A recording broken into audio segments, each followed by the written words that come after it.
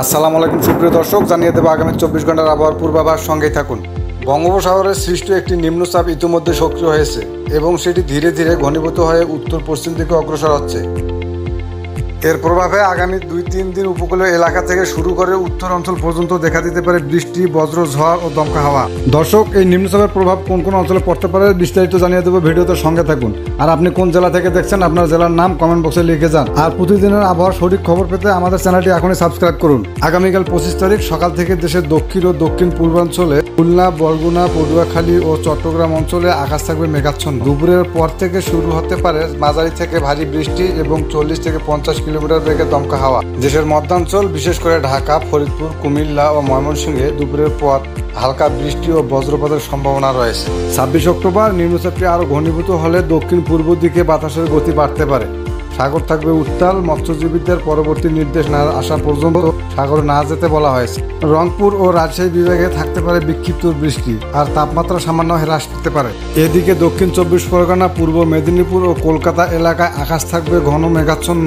সকাল থেকে বিক্ষিপ্ত বৃষ্টি শুরু হয়ে রাতে তীব্র হতে পারে। দমকা বাতাসের গতি 30 থেকে 40 কিলোমিটার পর্যন্ত পৌঁছাতে পারে। 26 তারিখ নিম্নচাপের অগ্রগতির কারণে বৃষ্টির পরিমাণ বাড়তে পারে। উত্তরবঙ্গের জেলা বিশেষ করে জলপাইগুড়ি, আলিপুরদুয়ার, কোচবিহার ও দার্জিলিংয়ে হালকা থেকে মাঝারি বৃষ্টি হতে পারে।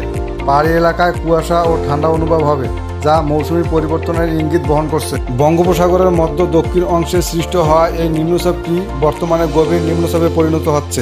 আবহাওয়া অধিদপ্তরের সর্বশেষ আপডেট অনুযায়ী এটি পরবর্তী 24 থেকে 36 ঘন্টায় আরও শক্তি সঞ্চয় করে ঘূর্ণিঝড়ের রূপ নিতে পারে।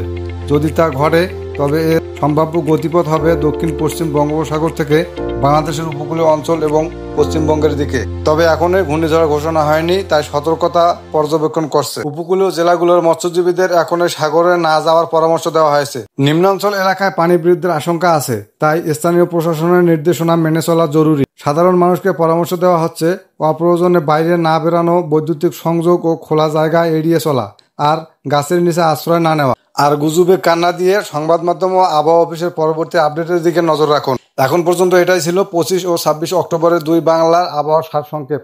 বঙ্গোপসাগরে নিম্নচাপের এই পরিবর্তন আগামী দিনগুলোতে আরও কী রূপ নেয় তা জানাতে আমাদের সঙ্গে থাকুন। এখনকার মতো বিদায় নিচ্ছি। আমি Mohammad Shamsuzzaman, video weather news 09। ভালো থাকবেন, সুস্থ থাকবেন, নিরাপদে থাকবেন।